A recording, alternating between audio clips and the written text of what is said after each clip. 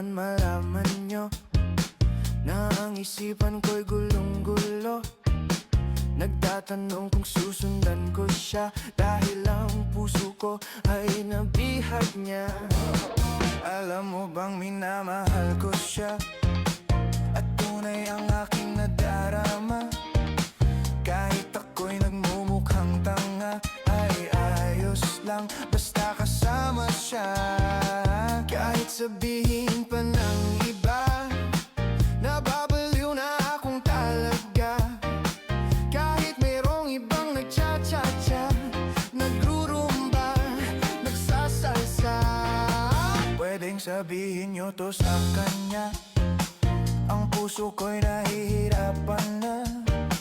Ano pa ba ang pwede kong gawin na uubra upang maakit siya? Palagay kaya ako ng tato, magpatubo ng balbas sa nguso, magpalaki ng muscle sa braso, magpadagdag ng puwet kay belo. Buksan mo, papasukin ako, bulaklak para sa'yo.